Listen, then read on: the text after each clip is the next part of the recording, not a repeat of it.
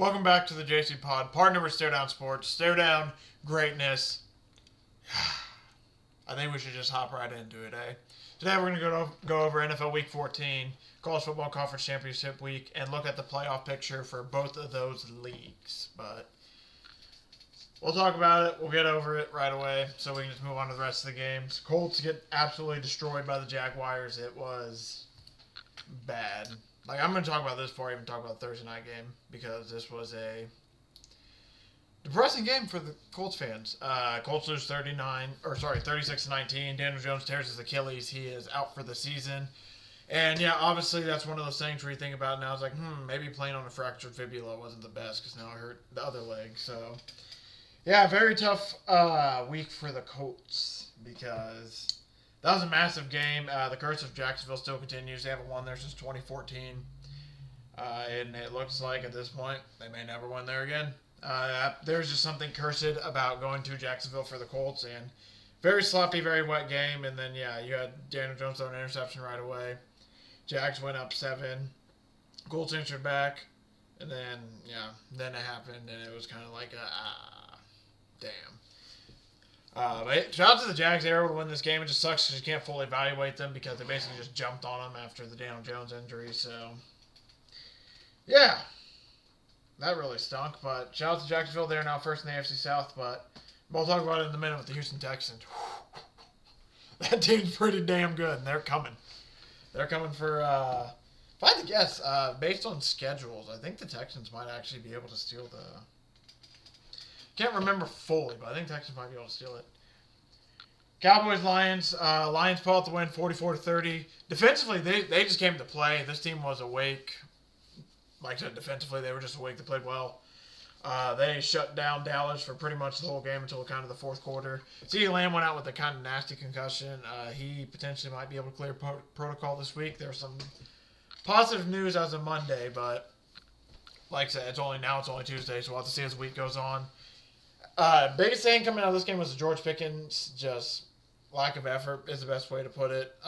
You could just see it in some of the routes and everything. That was just a big headline, I think, for Dallas coming out of it, who falls to 6-6-1 for Detroit. Jahmyr Gibbs had a really good game in the receiving game. Amon-Ra with the ankles issues, he looked pretty good coming back. 44-30. A pretty impressive win for the Lions, who, like I said, they got off the mat, and it's kind of a thing with Dan Campbell where they don't lose back-to-back games, and it proves again, but just, yeah, really good game. Jahmyr Gibbs has 3 rushing touchdowns. They just kind of put it to him. And then, like I said, the Cowboys were able to score a little bit late to kind of make it a little bit closer, but Detroit was really in control of that game, and like I said, their defense came out early against the Cowboys. Now it's time to get rid of some of the blowouts and talk about them. Rams, they win 45-17. Everyone scored a touchdown, it felt like, but Devontae Adams. Blake Corum had 2. Kyron had 1, I think. He did. Puka had 2. And yeah, like I said, they tried to go Devontae Adams early. It didn't work, and then they just went away from it. But 281 passing, 3 touchdowns, 0 interceptions for the... I think he might be the MVP favorite again now. We'll have to check and talk about that later. As for the Cardinals, they just did not play really well, and then they got pounced on early, and then that was that. Which, really tough for them. It's going to be interesting to see if Kyler ends up coming back this year to play. And speaking of getting jumped on, the Vikings won 31-0. I mean, defensively, they just shut down the Commanders. Offensively, the Vikings did what many teams have done to that Commanders defense. They were able just to run and pass all over them. Jaden McCarthy only had 163 passing yards, but he really didn't only need to play for like a quarter and a half. Then the game was basically out of reach. Jaden Daniels played for a bit, and then he got, after an interception, he was going to chase it down, got pushed onto his elbow. Looked like he's in a lot of playing. And I am not 100% sure. We got playoff clinching. Sorry, we got playoff clinching scenarios to talk about here in a minute.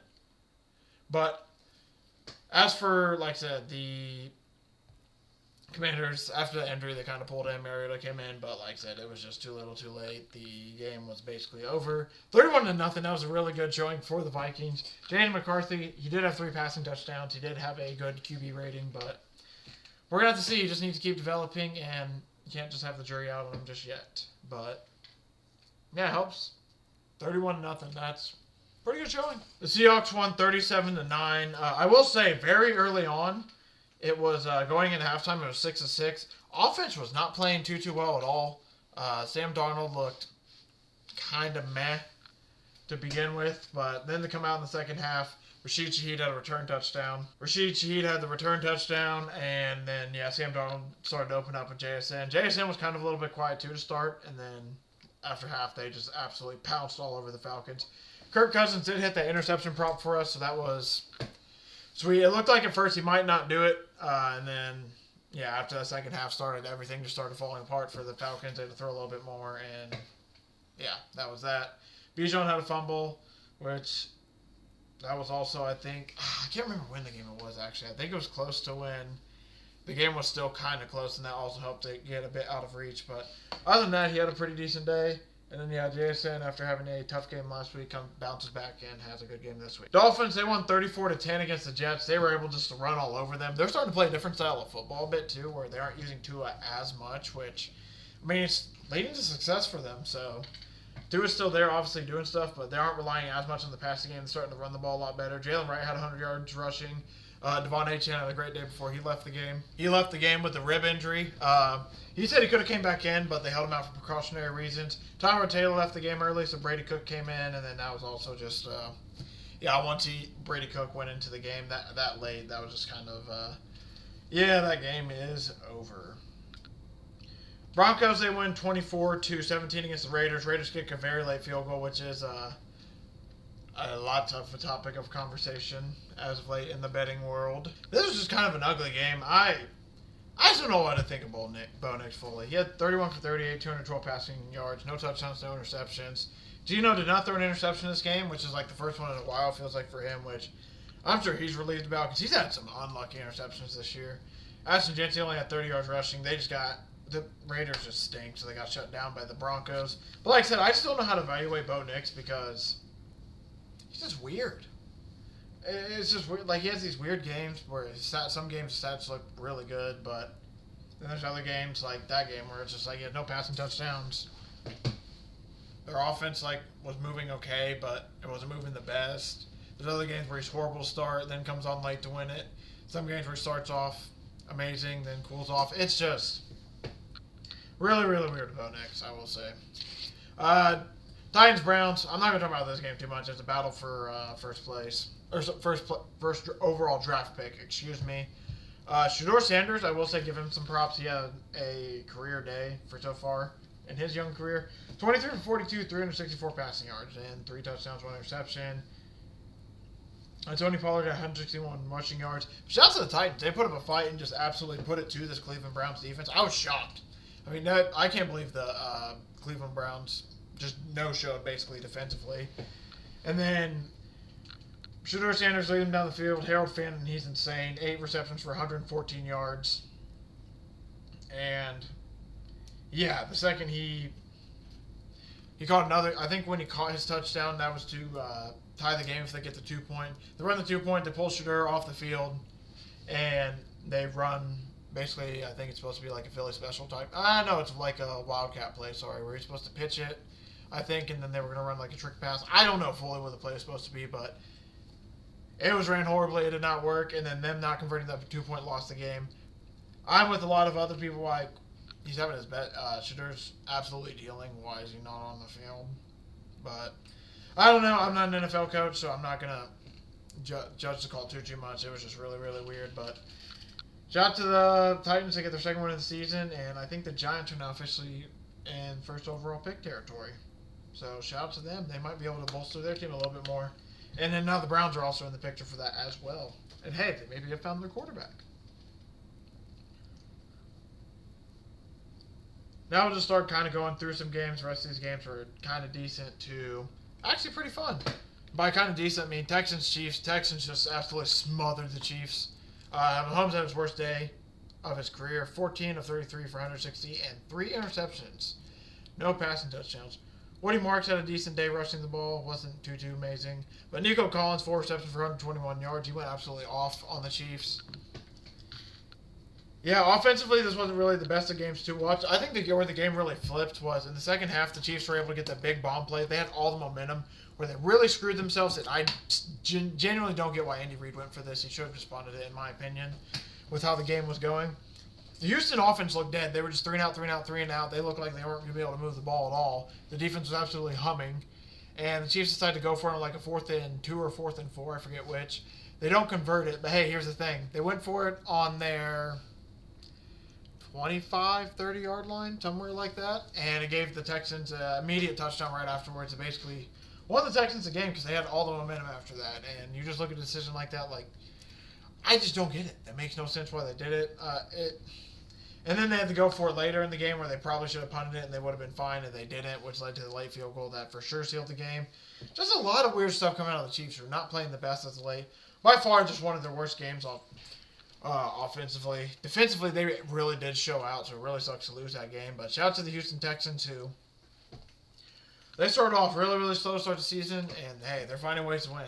I'll admit, though, if their offense isn't able to score points, that's how you get this team. If you're just able to score points in that defense, there are games where the Houston offense just cannot keep up, and that's probably going to be their downfall when it comes to the playoffs. Steelers-Ravens is actually a really, really fun game. Aaron Rodgers had 284 passing, 1 touchdown. Lamar had 219 passing, 1 touchdown, 1 interception. His best game by far since coming back from being injured. And yeah, it was just a tough game to lose if you're the Ravens. It looked like it was theirs to keep. They were driving down the field at one point, and then they aren't able to convert any points out of it very late, which basically sealed the game. DK Metcalf had a huge day. Zay Flowers had a huge day for receiving. This was just a great. It was like I said, it was just a great back and forth game. It led to a point where Steelers were up. What is that?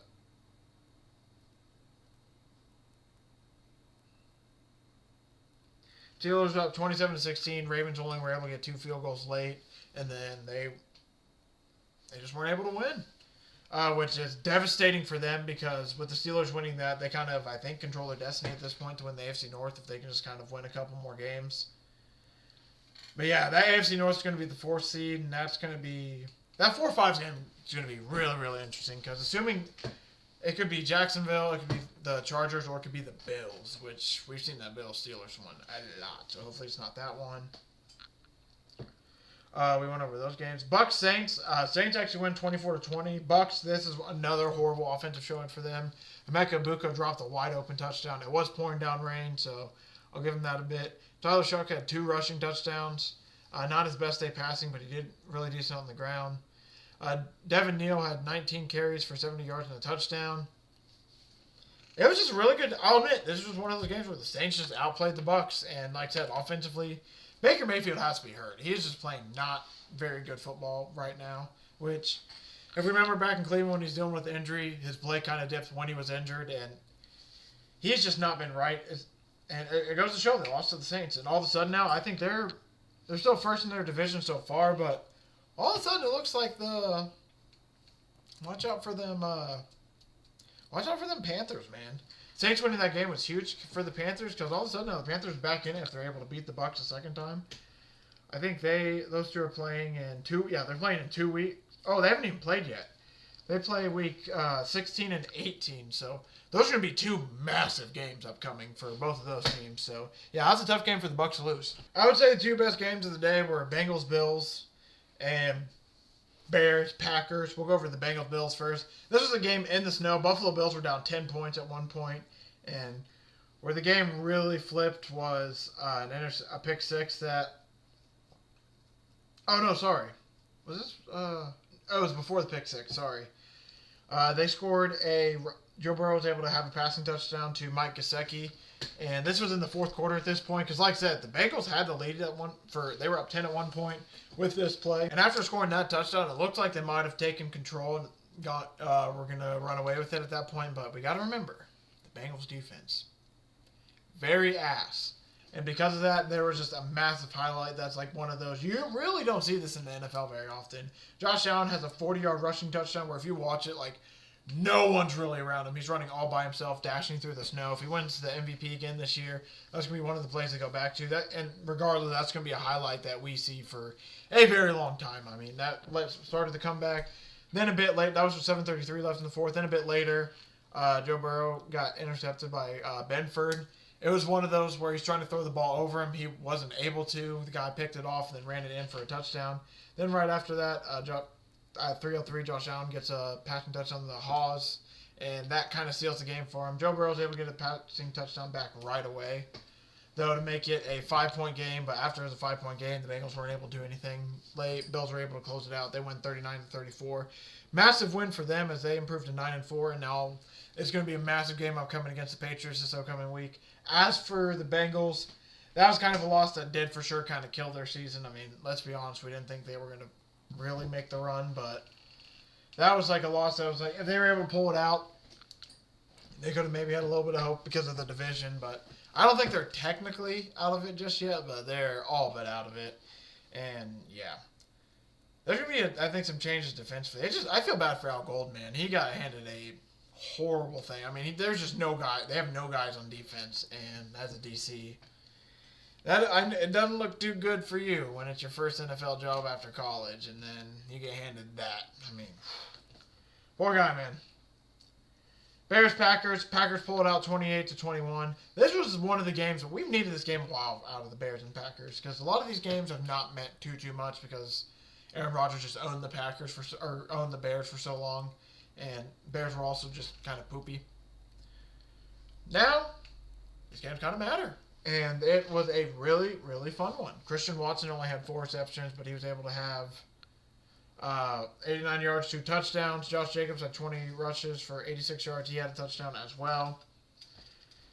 This was not the best of games from Caleb, but he didn't look one of those. He didn't look horrible, but not the best of games. He still needs to develop a bit as a passer, which isn't too shocking. He's only in year 2 and year 1 under Ben Johnson's new system. But as for the Packers, this was a very, very important win for them.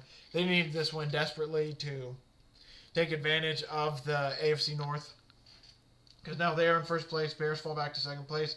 I think with this loss now, too, Bears might be the 7th seed. We'll talk about that here in just a moment when we go over the standings. But like I said, massive win for the Packers in Lambeau. If you look ahead at their schedule now, they play the Bears again in 2 weeks. This week they play the Broncos. The next week they're in Chicago. Then it's versus the Ravens at Vikings. So, massive times coming for the Packers. And if you look at the Bears, they got Browns, Packers, 49ers, Lions, and that's tough to play the Browns after a week after the beating they just got. Their defense might be a little pissed off. For the final game, Monday Night Football, Eagles, Chargers. Chargers win 22-19 in a very, very interesting game, to say the least. Jalen Hurts has 5 total turnovers. He had 2 in one play. Justin Herbert, he had 139 pass yards, 1 touchdown, 1 interception.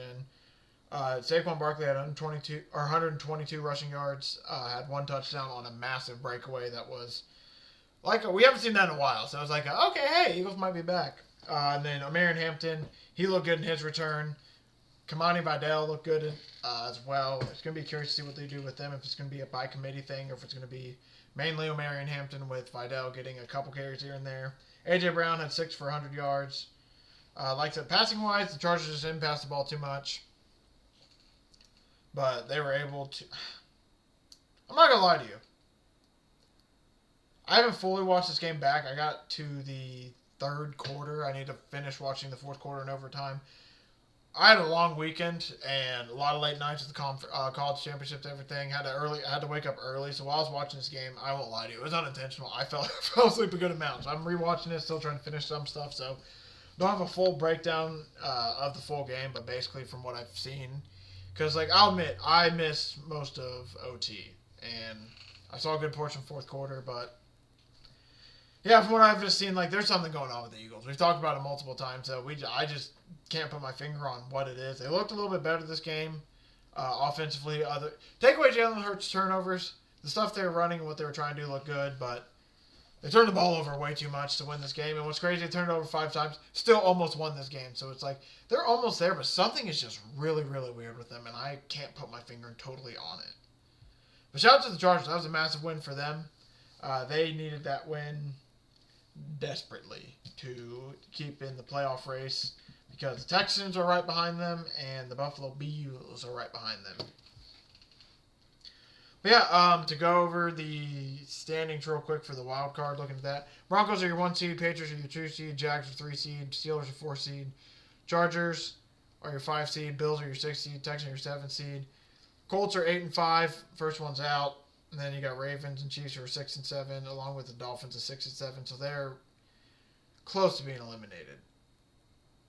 Not just yet, though. I mean, it's crazy to think about the Chiefs might be missing the playoffs. Insane. Rams are your 1 seed. Packers are your 2 seed. Eagles are your 3 seed. They really did. Bucks are your 4 seed. Seahawks are your 5 seed. 49ers are your 6 seed. Bears did fall all the way to the 7 seed. Lions are 8-5. First one's out. Panthers are 7-6. Lurk and then Cowboys are 6-6 and 1 right behind them. To talk about some news real quick, the Colts are dealing with some major issues. Riley Leonard's week to week with the PCL injury. Daniel Jones tore his Achilles, obviously, so he's done for the season. Anthony Richardson, I'm not sure he comes back this year because of his face issue that he dealt with because of the pregame warm-up. So Colts are signing Philip Rivers to the practice squad, and there's a really good chance that he might be starting this week for the Colts because of injuries. So yeah, Philip Rivers and Riley Leonard are the Colts quarterbacks going forward as they try to hunt in the hunt for their playoff push. The nice part for the Colts is everything is in front of them. They play the Jags, they play the Texans, so if they can win those games, I think they might have the tiebreakers potentially, and those would be 2 massive wins for them, and they might win the division. But that's a lot of mights, buts, and maybes for. And Philip Rivers is 44 years old. And they got to play the Seahawks this week. And they need to win that game with how the Texans and the Jags are looking. The one thing the Colts kind of have going for them is the Chargers have an insanely tough schedule. Chargers are playing I just texted my buddy about this. Why can't I remember this? I know it's Chiefs. I'll look it up at this point. I was about to say it, but I'm like, I'm just going to look it up.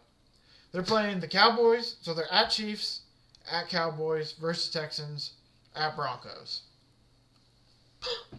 That's a gauntlet. There is a world where the Chargers don't win another game the rest of the season. I'm not going to predict it because they got Harbaugh as a coach and they were able to beat the Eagles. So, yeah, there is a very good chance that if the Colts could win, they could maybe beat out the Chargers for an AC. We get 3 AFC South teams in, but like I said, that's a lot of wishful thinking for a team that's just been sliding and dealing with a lot of injuries. But they get some key guys back. We'll see. Tre'Davious Ward is also going to the.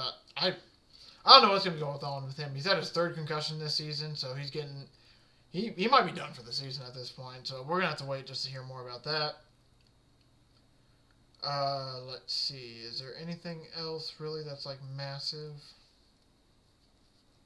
Oh, the Patriots and Ravens are flexing Sunday Night Football on December 21st, which is going to be a really fun game and matter a lot, especially if the Ravens can put together a couple wins.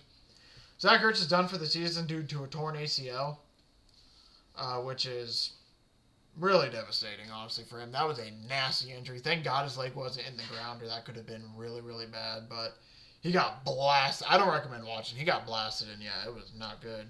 Bengals is going to have Trey Hendrickson's having season-ending, what is it, stomach surgery? Oh, core muscle surgery, excuse me. So he should be good in about 6 to 8 weeks, I think they said. But yeah, that's pretty much going to do him for the season. Colts are not activating Anthony Richardson ahead of IR. He's still working through it. Obviously, it's an eye. It's very delicate, so he's just resting. And then once the doctors and trainers clear him to be activated, then that's where it's at right now. So he's just healing up. So I don't even know if he's going to be activated this year. I would highly doubt it. Really sucks for him, though. It's finally his chance to, this would have been the best moment if he's able to stay healthy, just to be like, hey, prove it. But, like I said, he just, unlucky with that injury, man. Shadur Sanders is going to be named QB for the rest of the season, which is not too shocking after the amazing day he had. Happy for him, man. He has a chance to prove that it's his job and he can maybe earn it. It just sucks they lost that game the way they did. But yeah, that does it really for most of the NFL stuff. Let's finish off with some quick, just running through the... We'll just run through the awards odds. We don't need to run through Super Bowl. We'll just do this quickly, too. Rams are plus 390. Seahawks are plus 800. Packers plus 800. Bills plus 850. Patriots plus 1,000. Broncos plus 1,000. Then you get the Eagles at plus 1,100. Texans plus 1,600. This is going to be an interesting year for the AFC to see who ends up coming out of it. I think any team truly has a shot. I would not be shocked. I would not be shocked if any of these teams win at this point, honestly. Just with how volatile it's been. It's been really volatile this year. MVP, Matt Stafford's minus 160, Drake Mays plus 200, Jordan Love's plus 1,000, Josh Allen's plus 1,400, and then Dak Prescott's plus 7,500. So it basically seems like to me, as of right now, Josh Allen, Jordan Love, Drake May, Matt Stafford. I did sprinkle on Josh Allen, I won't lie, after that amazing game he had against the Bengals. I mean, they're going to need him for the rest of the season to carry them, so there's a chance he can get the stats to do it. Offensive Player of the Year, Jason's minus 370. Jameer Gibbs plus 600, man. My boy JT plus 850. I might sprinkle, I don't know. I might sprinkle that just in case, like, the Colts go on a run and he's able to do something, but I don't know, man. Comeback Player of the Year, Christian McCaffrey's favorite there, minus 135. Then you got Dak at plus 125. They have odds for Phillip Rivers Comeback Player of the Year. That is absolutely hilarious. He's plus 1,200. He's now in third place. But it seems like it's between Christian McCaffrey and Dak Prescott. I might just, I don't know. If I find, I kind of want to just bet it to be hilarious, because wouldn't it be hilarious if he did? But I don't know if I can do that. Myles Garrett seems like he's going to win Defensive Player of the Year. He's probably going to break the stat record. Carson Schwarzenegger is probably going to win Defensive Rookie of the Year. Crazy. They have Defensive Rookie of the Year, Defensive Player of the Year, and they're probably should have started Shedeur a little bit earlier, huh? I don't know if that would have mattered that much, though. Tyrell McMillan's minus 150 for Offensive Rookie of the Year. Then you got Jack and Dart plus 250. Mecca Ibuka plus 600. Tyler Warren plus 750. I might re-sprinkle Tyler Warren because Phillip Rivers does love throwing to tight ends, and there has been a few radio shows he's been on talking about Tyler Warren, so tempting. And Riley Leonard, I think, is going to throw to Tyler Warren a good amount as well. But yeah, let's head over to the College Conference Championship games. I'll just talk score. I will lie to you. I watched a good amount of these games. There were a couple I missed out on because of just timing and everything. But Kennesaw State, they went 19-15. There was a 4th and 14 where if Jacksonville State's able to sack him, they get the win. But the quarterback for Kennesaw State, he rolled out right,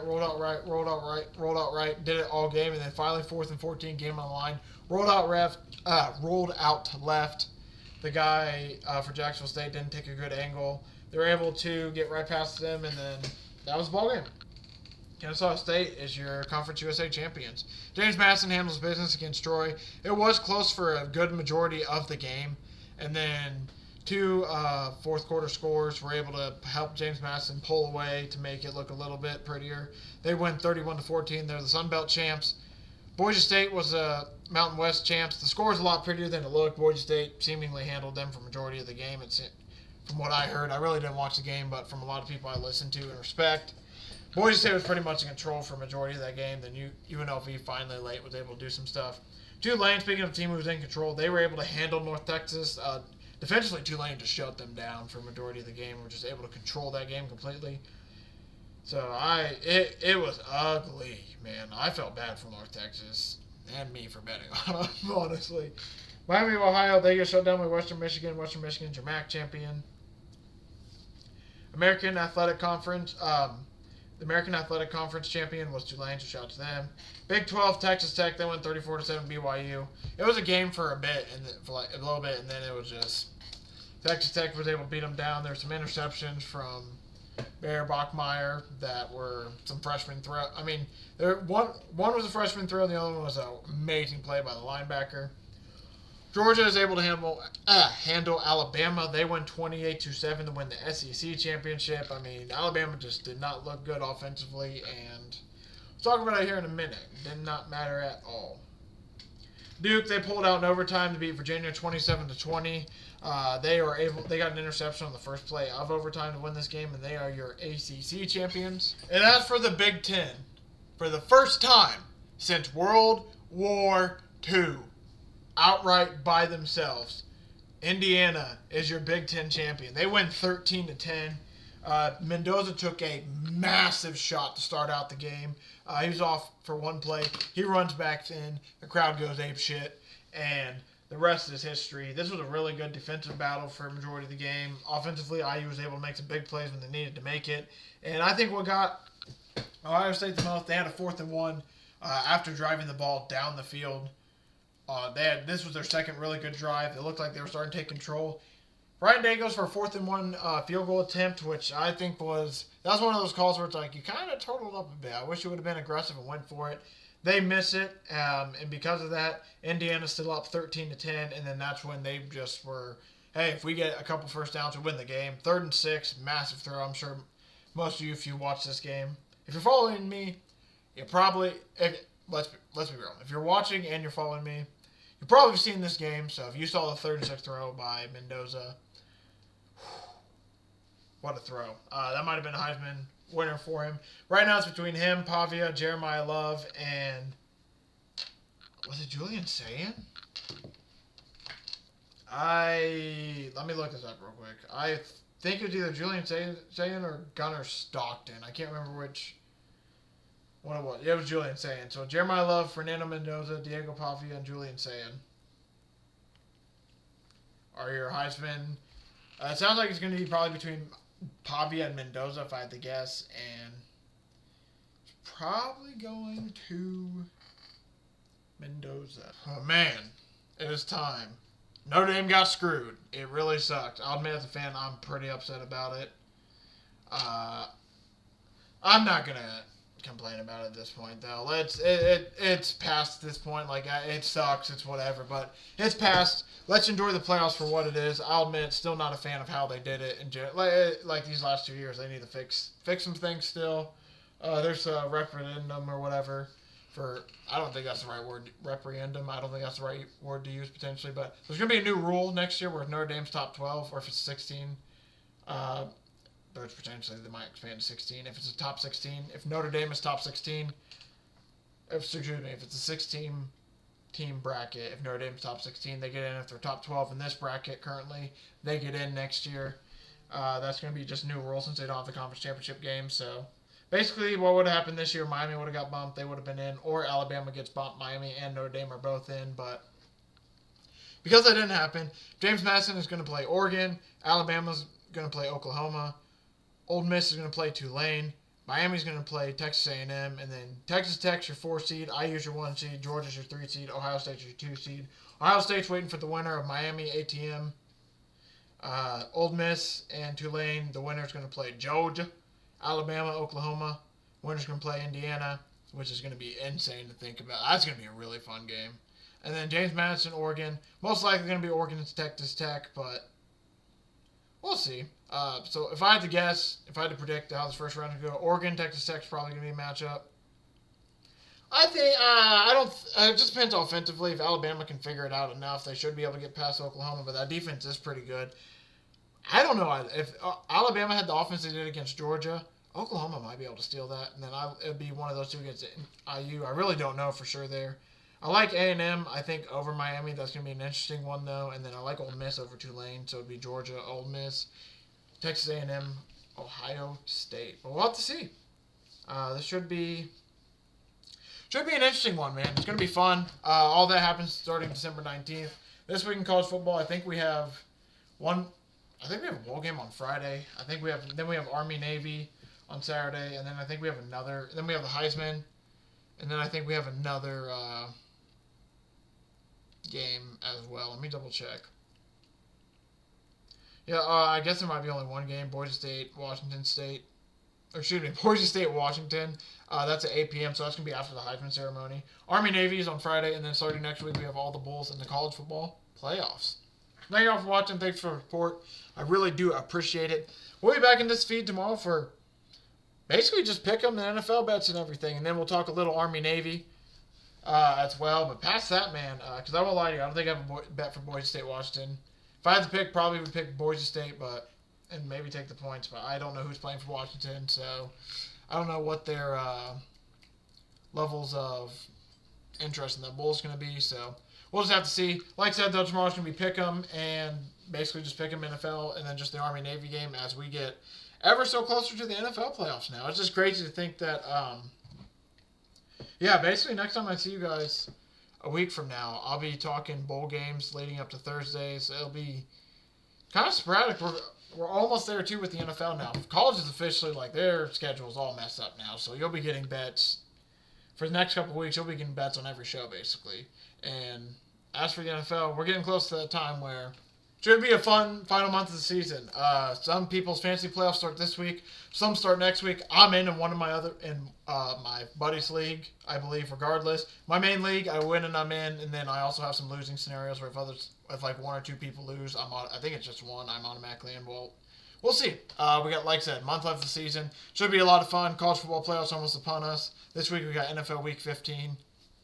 I'll see everyone on tomorrow's show for Pickem, NFL bets, and then just the Army-Navy games. It's college football's almost over.